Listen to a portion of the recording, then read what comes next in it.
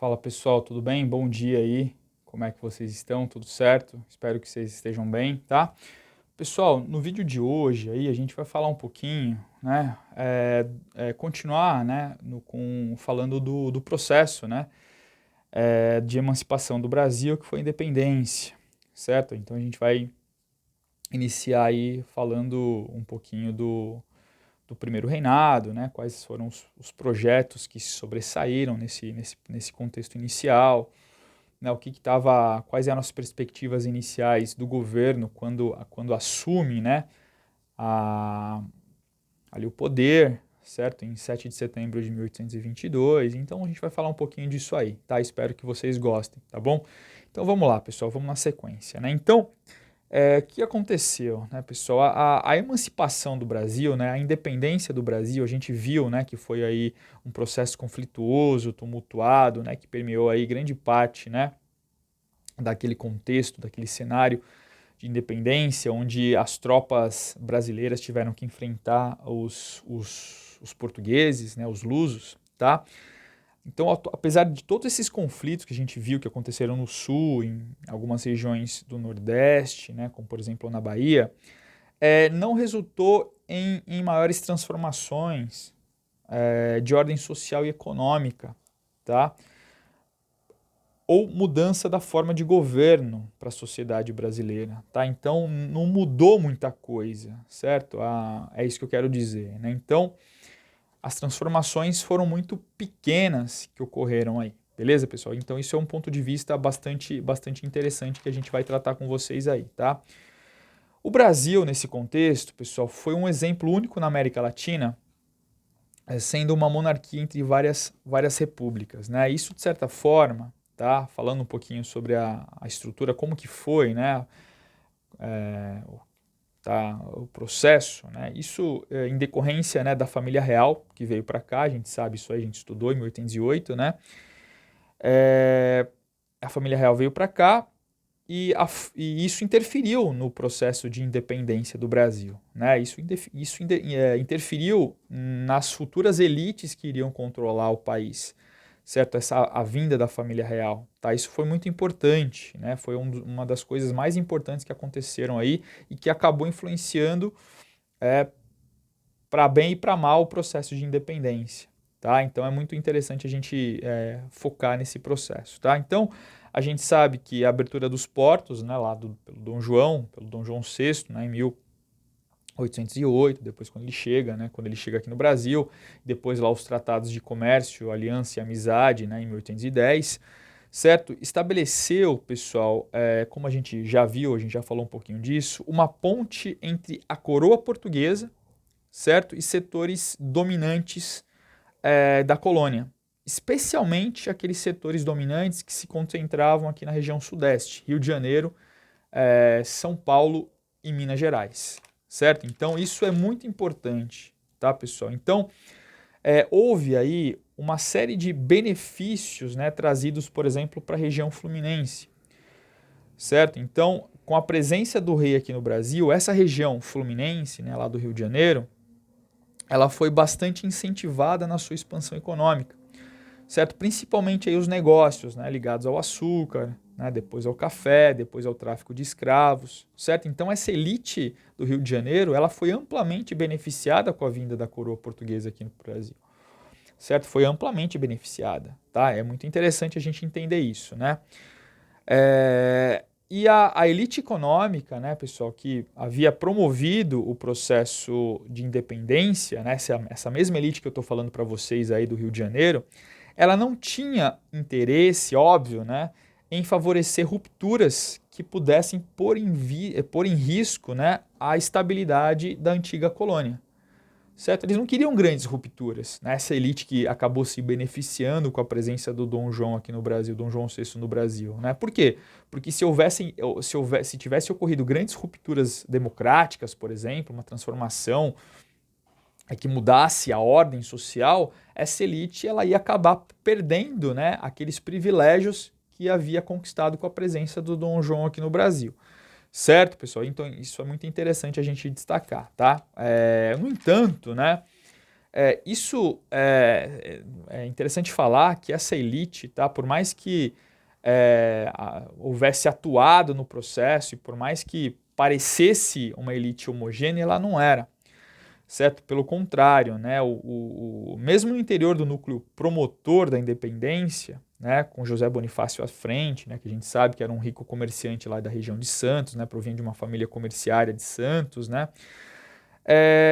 Então não havia um acordo sobre as linhas básicas que deveria ter a organização do Estado, certo? Então, por mais que essa elite, né, a gente entende, a gente pode falar assim, a elite que apoiou a independência era homogênea. Não, não era, tá? Existiam aí diferenças nessa elite, muitas vezes, e existiam projetos diferenciados aí para o Brasil nesse contexto, tá? Então, o que aconteceu de fato, pessoal, é que esse processo, né, de independência aí, os anos, né, não só o processo de independência, mas os anos marcados aí entre 1822 e até 1840, né, foi marcado por uma enorme flutuação política, né, por uma série de rebeliões que a gente vai ver depois aí na frente, né, tentativas contrastantes de organizar o poder, certo? Então foi bem tumultuado aí o primeiro reinado, né? Um momento bem tumultuado porque eram diferentes visões, né, do que deveria ser o Brasil e dos rumos que o Brasil deveria seguir,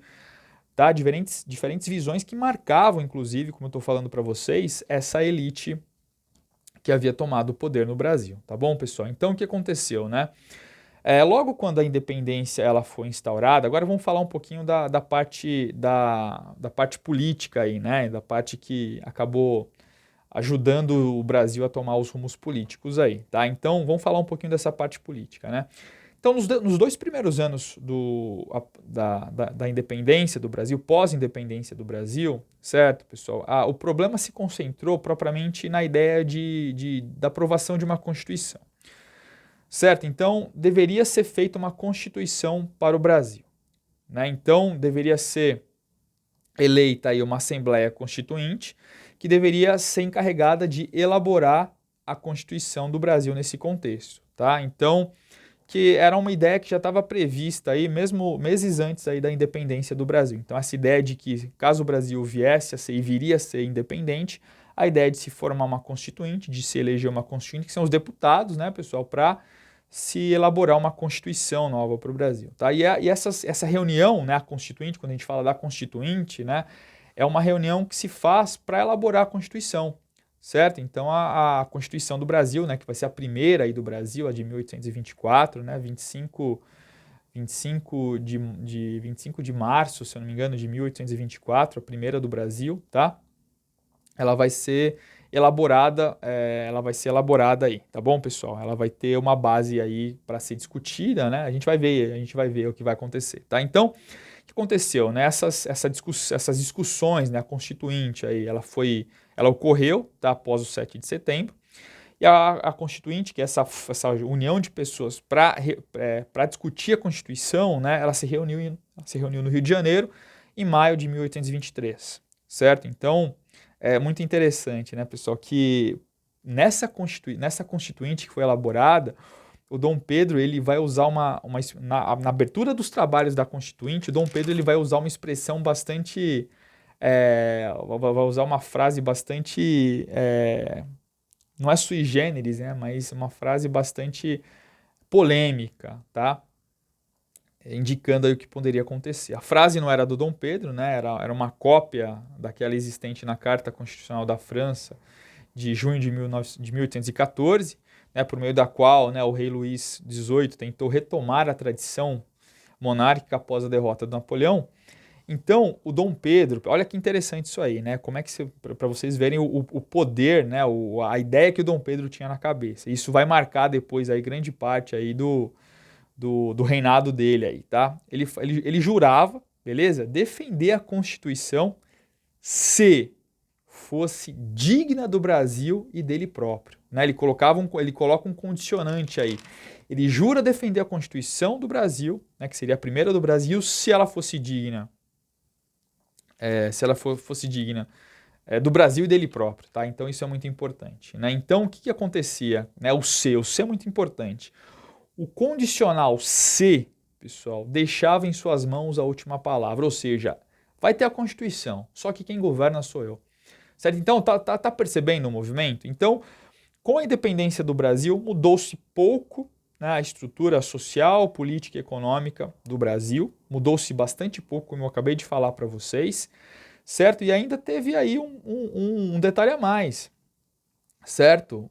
Quando ele profere essa frase, o que ele diz? Quem manda sou eu, né? Quem manda sou eu, tá? Então é muito interessante, tá? O que é interessante destacar também, pessoal, é que a maioria dos constituintes, né, que eu falei para vocês, que tinha se reunido para elaborar a Constituição lá em 1823, tá?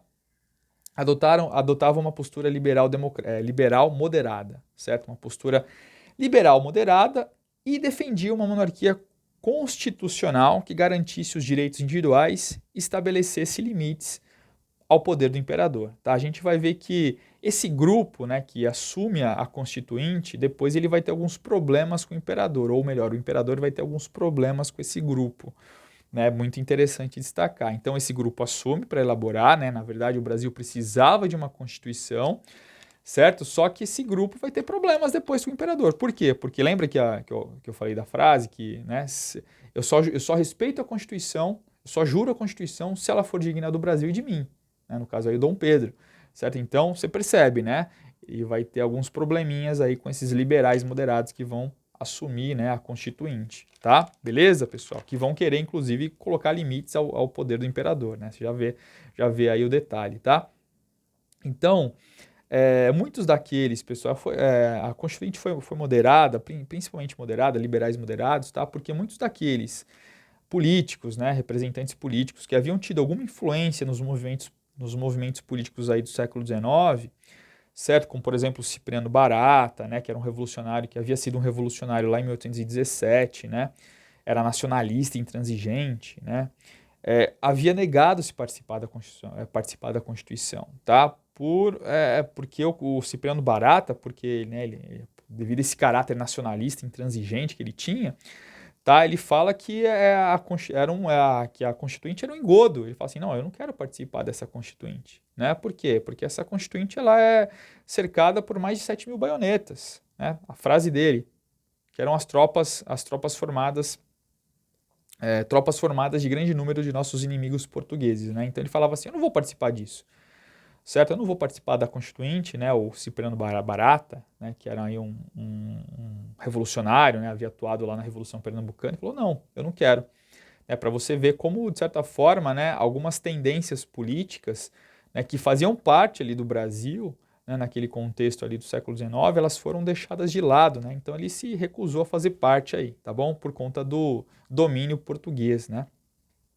Então, e muitos outros, pessoal, que haviam participado do próprio processo de independência, né, muitos deles liberais, né, liberais mesmo, né, como José Clemente Pereira, Gonçalves Ledo, Cônego Januário Barbosa, tinham sido presos ou exilados, certo? Então, esse é o grande detalhe, tá, gente? Então, eu não sei se ficou claro para vocês, tá, mas a gente está aí analisando, né, um pouquinho como foi, tá? Só retomando algumas questões, como foi aí a introdução